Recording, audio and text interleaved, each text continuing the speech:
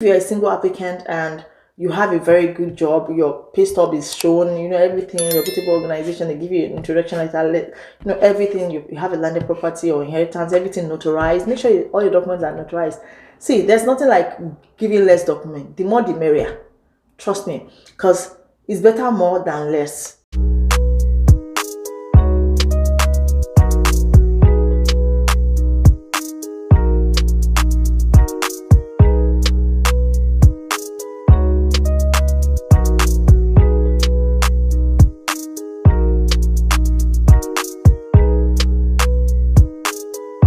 Hi everyone, welcome back to my YouTube channel. If this is your first time of joining us, thank you so much. You are the right channel, and do not forget to like, share and subscribe. My returning subscribers, oh my god, thank you guys, thank you so much for sticking by. Do not forget to share with your loved ones and family as well. So today I will just be talking briefly about deciding if it's best to apply as a single applicant or as a family, right? There's no two ways to this thing, and there's no rule book to it at all. You have to make the decision yourself. So before you even begin, just sit down with you're single, sit down, think about it. If you're married, sit your spouse down and you guys should agree, okay, are we coming together or you're going alone? So you have to make a decision.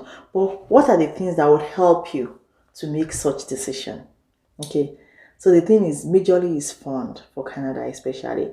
Now, the average tuition for Canadian school, colleges, university is between 15,000 to 20,000, right? Whether undergraduate, postgraduate, masters, just look at that. I mean, it ranges between province and the school itself, but usually it's between 15 to 20,000, right? Okay, now you've established that. You now look at your portfolio. Okay, do we have that? Can I afford this? Okay, another thing is, are you working?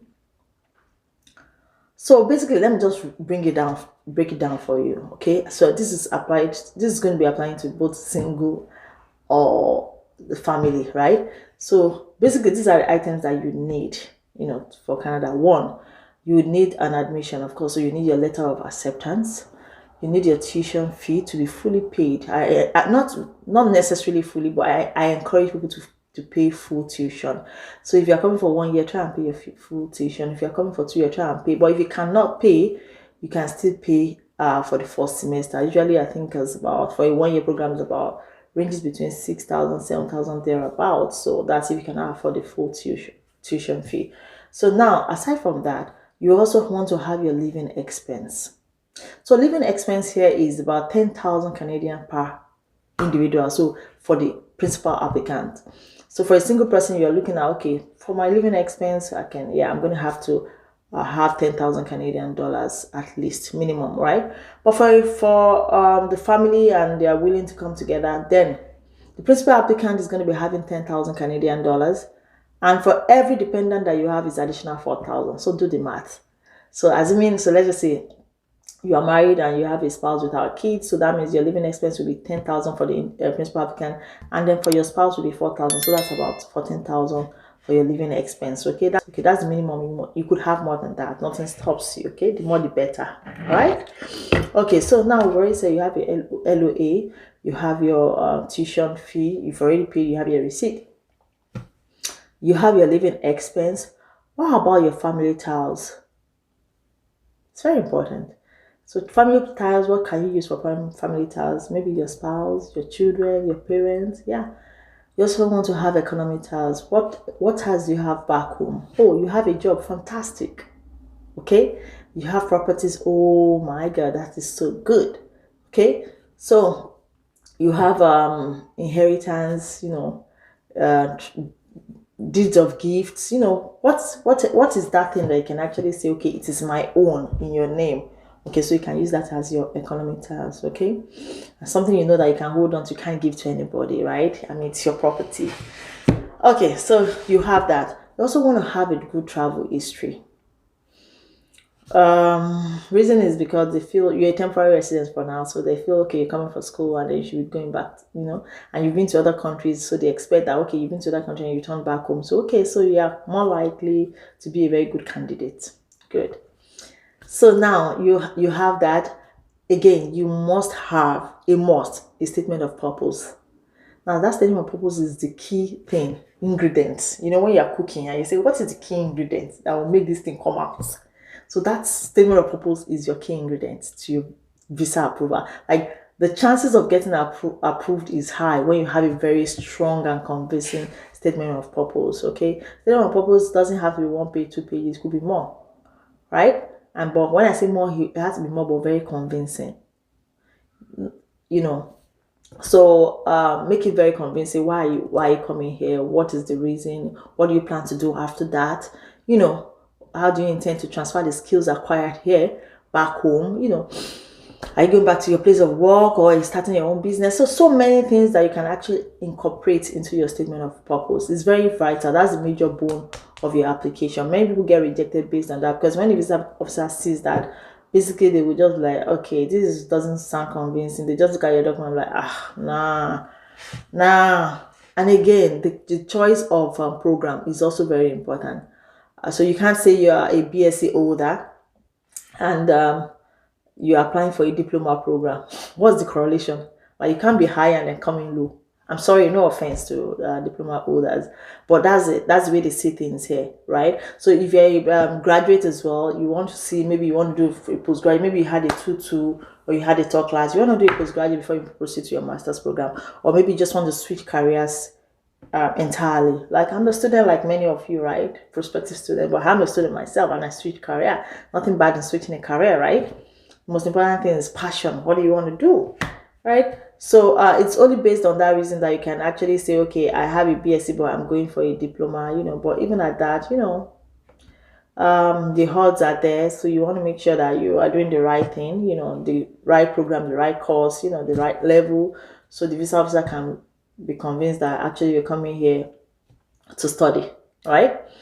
You also want to make sure that all these documents, or you would have access to it. And if you don't have funds, you want to make sure that you have a sponsor, you have a scholarship.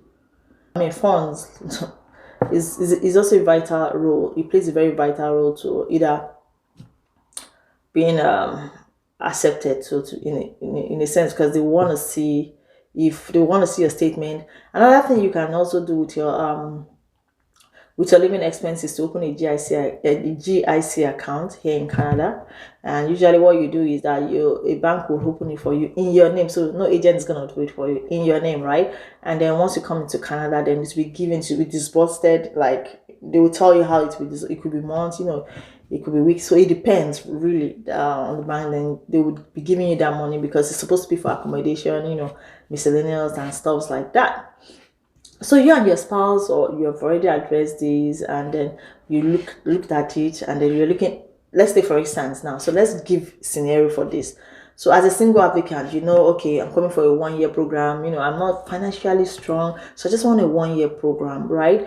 And so 1-year program, we're looking at averagely, you know, 15,000 Canadian dollars, and then your living expense is 10,000. So automatically you're looking at 25,000 Canadian dollars, right?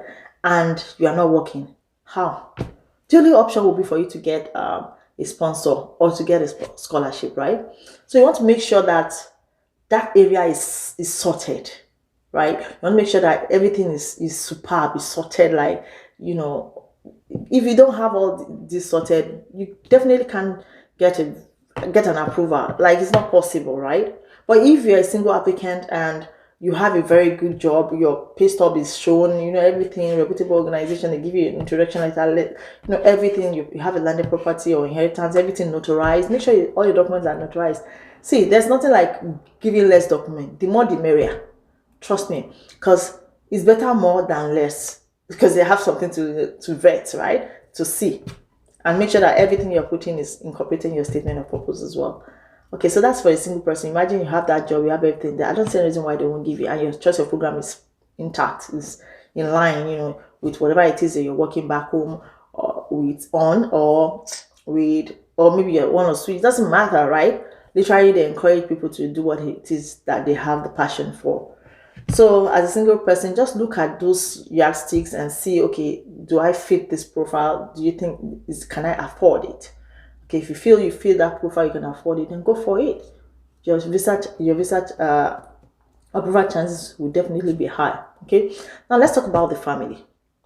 For the family, you and your spouse will debated and everything. So you now decide, this is what we have as as a couple, as a family.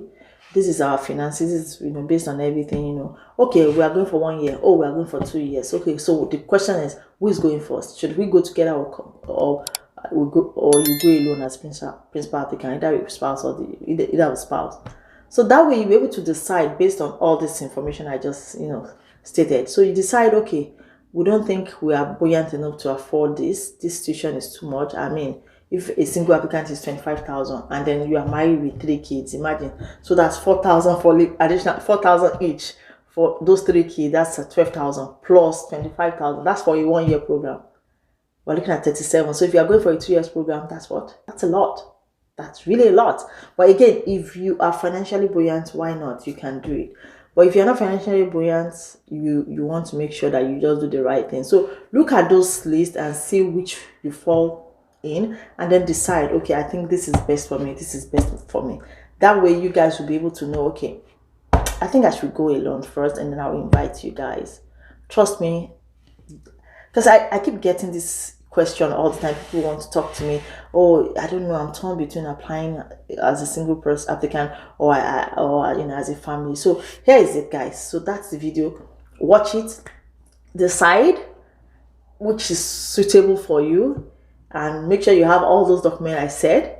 Trust me, you have just increased your visa chance approval. I'm not saying they will give it to you, but I'm just saying, like, I mean, to an extent, you've raised the bar, right? And the chances are you would likely get it. They are human. They really do want people to come in. The only problem is that so many fraudulent documents out there.